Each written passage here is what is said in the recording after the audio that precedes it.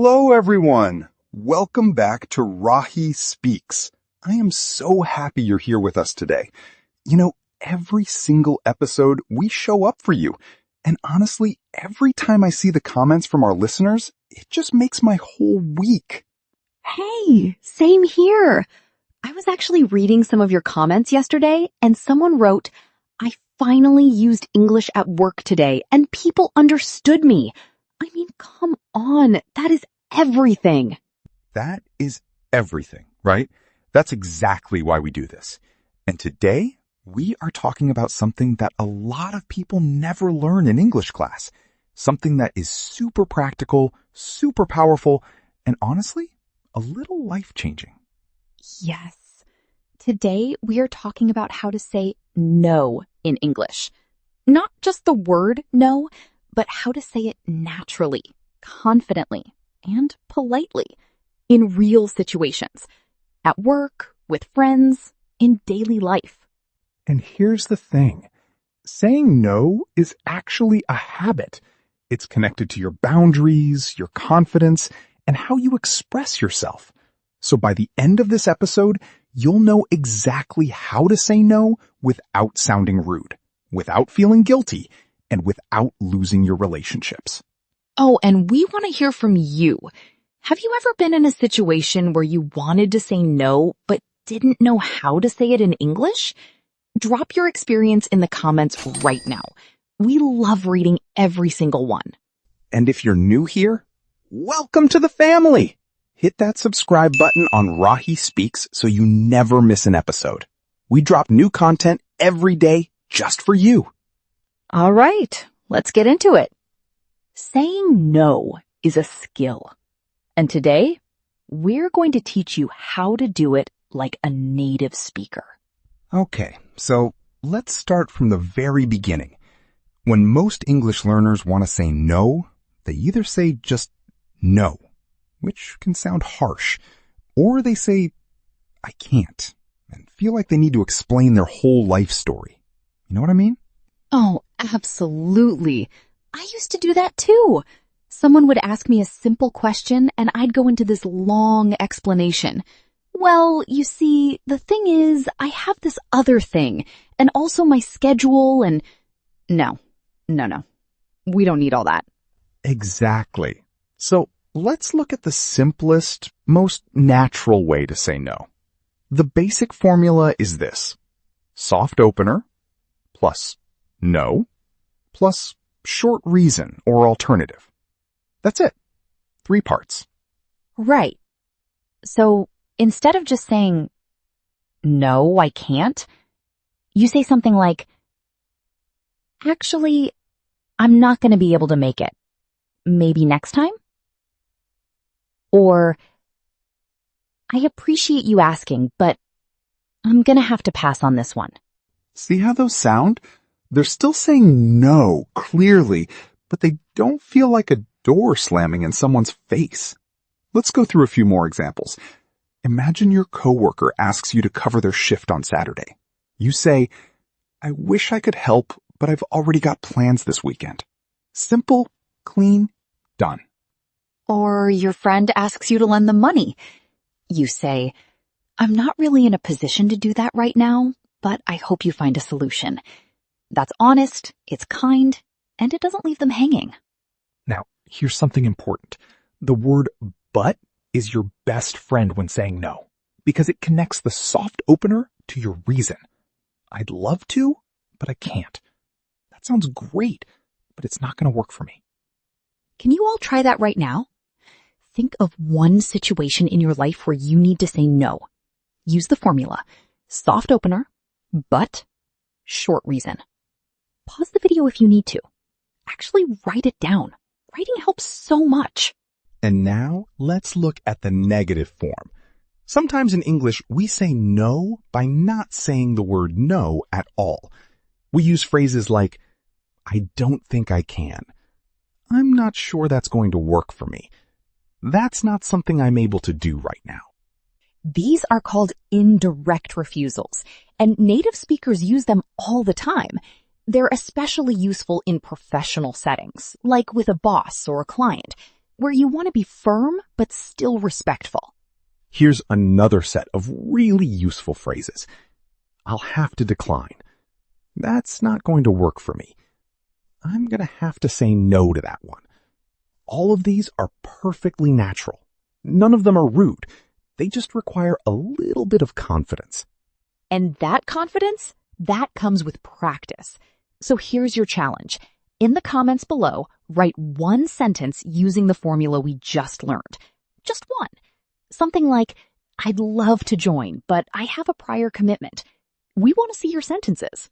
The key thing to remember from this section is saying no does not require an apology or an essay. A clear, kind, short response is actually more respectful than a vague, long excuse. Exactly.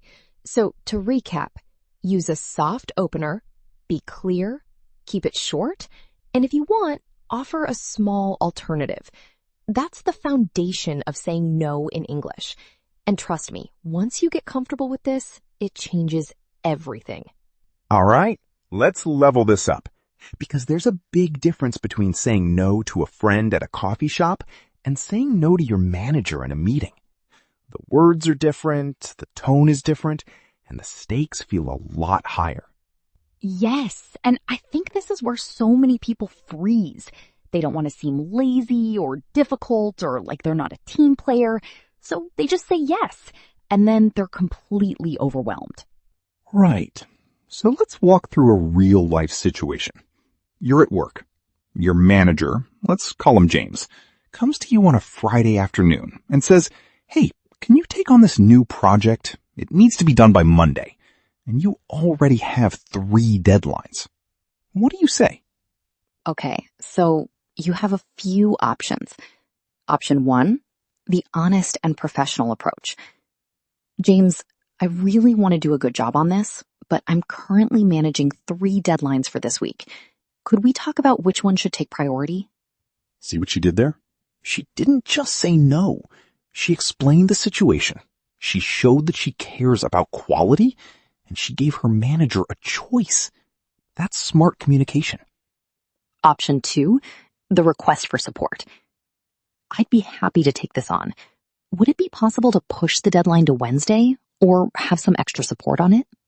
Now, you're not refusing, you're negotiating. And that's a totally acceptable form of saying no in professional English. You're basically saying, I'll do it, but here are the conditions that make it possible. Now, compare formal versus informal. With a friend, you might say, "Nah, I'm slammed this week. Can't do it." With a colleague, you say, "I appreciate you thinking of me, but my plate is pretty full right now." With a manager, you say, "I want to make sure I give this the attention it deserves.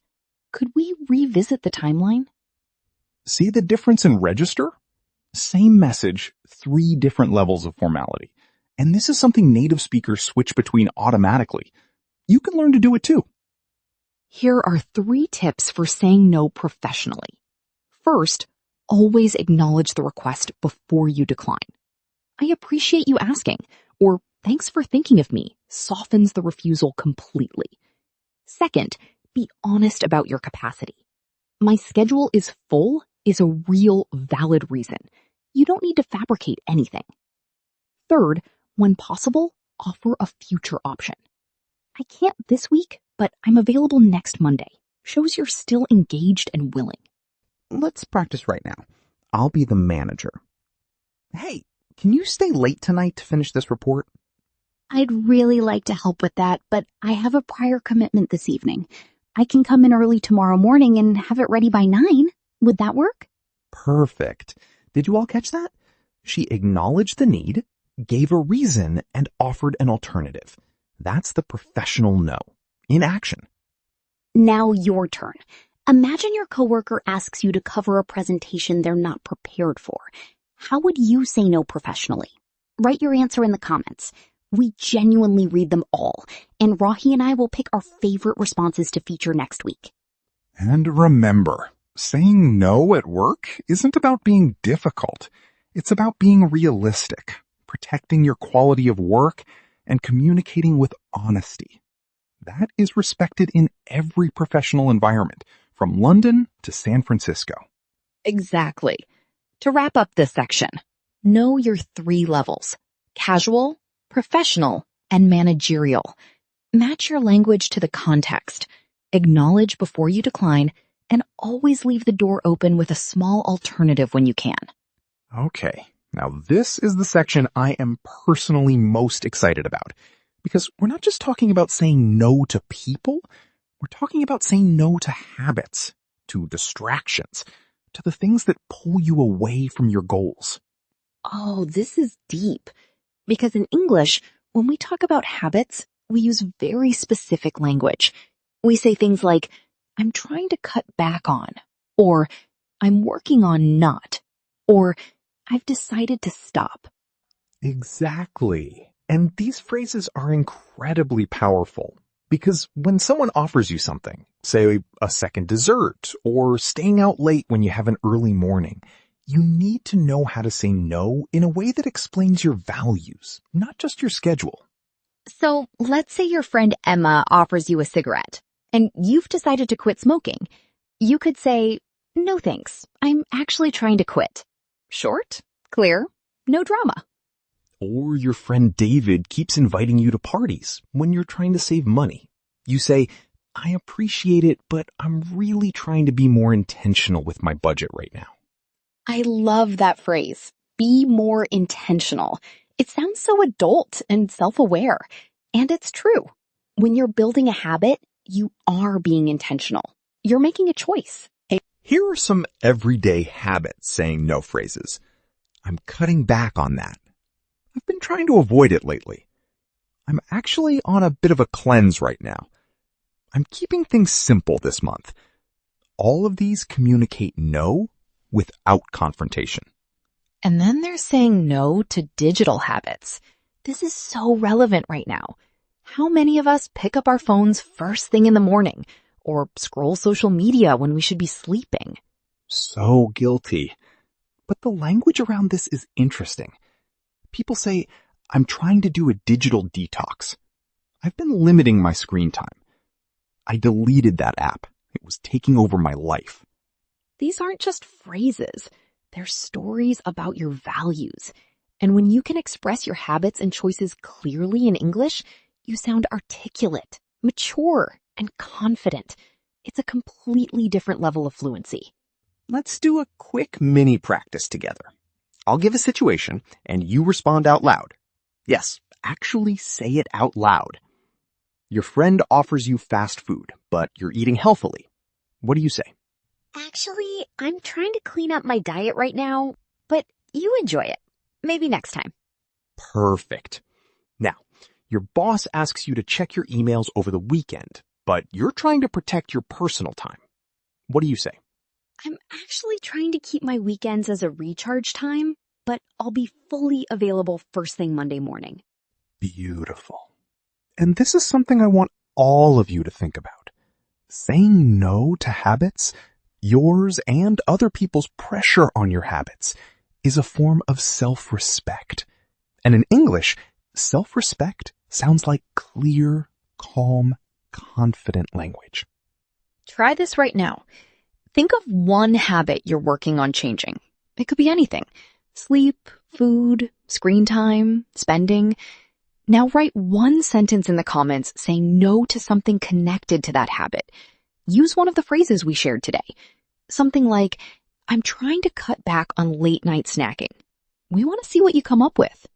Speaking out loud is so important too. Don't just read. Actually say these sentences out loud. Your mouth needs to practice, not just your brain. That's how the language becomes automatic. To wrap up this section, saying no to habits uses slightly different language than saying no to people. Use phrases like, I'm trying to, I've been working on, and I'm cutting back on. They communicate your choices clearly and positively, and they make you sound like a very self-aware English speaker. All right, mistake time. And honestly, I have made every single one of these myself, so I am not here to judge anyone. Same. These are the ones that make you cringe a little when you look back at them, but also the ones that teach you the most. Mistake number 1, over-apologizing. This is huge. So many learners say, I'm so sorry, I'm really very sorry, I apologize, I feel terrible, but I can't come. That's too much. In English, one small acknowledgement is enough. I'm sorry, I can't make it. Done. The more you apologize, the less confident you sound, and actually the more uncomfortable it makes the other person. Incorrect.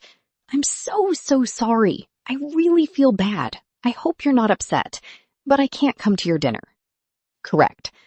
I'm sorry. I can't make it this time. Let's plan something soon. See the difference? Clean and warm, not anxious and heavy. Mistake number 2, saying yes when you mean no. This one sounds obvious, but it happens all the time. Someone asks, can you help me move on Saturday? And you say, yeah, sure, I think so. Maybe I'll try. That is not a yes, but it's also not a no, and it leaves both of you confused and eventually disappointed. In English, vague answers like maybe or I'll try are often read as a soft yes, which means the other person expects you to show up. If you know it's a no, say it early and kindly. I'm not going to be able to make it, but I hope it goes smoothly. Mistake number 3, giving too much information. You don't owe anyone a full explanation. If your neighbor asks you to babysit and you just don't want to, you don't need to say, well, I have this thing, and also I was going to reorganize my closet, and my cousin might visit, and just say, I'm not available that day, but thanks for asking. Oversharing actually makes you sound less confident, not more honest. One clean reason is enough. Always. Mistake number 4, saying no with anger or frustration. Sometimes people ask things at bad times, and we snap. I already told you I can't. That tone, even in English, damages relationships. If you're feeling frustrated, pause, breathe, and use a calm phrase. I've mentioned I'm not available for that. I'd appreciate if we could move on. So let's practice. I'll say the wrong version. You correct it in your head. Or better yet, in the comments. Wrong. I'm so sorry. I just can't. I feel horrible. Better. I'm not able to make it this time, but let's catch up soon. Wrong. Yeah, sure, maybe I'll try. Better. I don't think I can commit to that right now. Mistakes are how we learn. Every one of these is something I said at some point in my English journey. And now I say it differently because I practiced. You will too. You're not failing when you make these mistakes. You're just at an earlier stage of the journey. Keep going, keep practicing, and keep showing up here at Rahi Speaks. We've got you. Okay, it's time for one of my favorite parts, the choose the correct sentence activity. I'll give you 2 options and you decide which one sounds more natural. Say your answer out loud before we reveal it. Situation 1. Your friend asks you to lend them money. Option A, no, I don't have money, sorry. Option B, I'm not really in a position to lend money right now, but I hope things work out for you. Which one? Option B, right? It's warmer, clearer, and it still closes the door without slamming it. Situation 2. Your manager asks you to present at a conference you feel unprepared for. Option A, I can't do it. I'm not ready. Option B, I'd love to represent the team, but I want to make sure I'm fully prepared. Could we look at a later date? Option B shows initiative. Option A just shows fear. Situation 3. Someone at a party offers you a drink you don't want. Option A, no. Option B, I'm good, thanks. I'm keeping it light tonight. Option B is friendly, confident, and totally natural. Situation 4. A colleague asks you to cover for them without notice. Option A, that's not possible for me today. I have my own deadlines. Option B, I don't know. I'm kind of busy.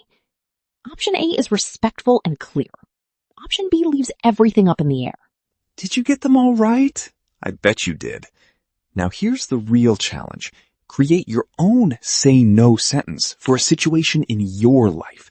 Something real, something you actually need. Drop it in the comments and let's build your English together. And don't worry about perfection. In real conversations, saying something clearly and calmly matters so much more than saying it perfectly. A small mistake with confidence beats perfect grammar with no voice. Always. Wow, what an episode! Okay, let's bring it all together.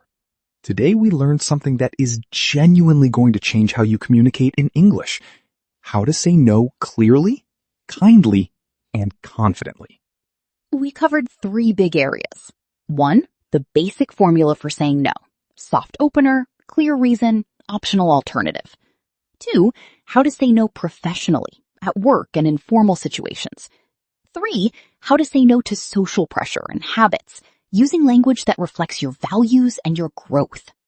And we looked at the 4 most common mistakes: over-apologizing, being vague, oversharing, and using a frustrated tone.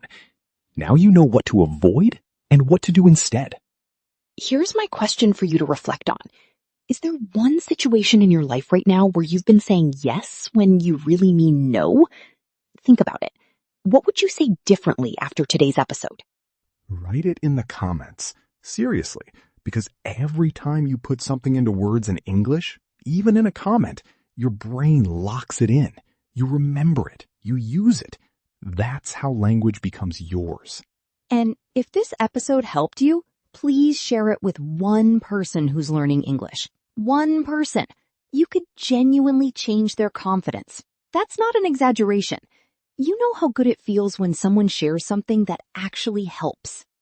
Don't forget to like this video, leave a comment with your practice sentence, and subscribe to Rahi Speaks if you haven't already. We have so many amazing episodes coming up, and we want you there for every single one. You are doing something incredible by learning a language. It takes courage, consistency, and a lot of heart. We see that, and we're so proud of every single one of you. Keep saying yes to growth, and keep learning when and how to say no. See you next time.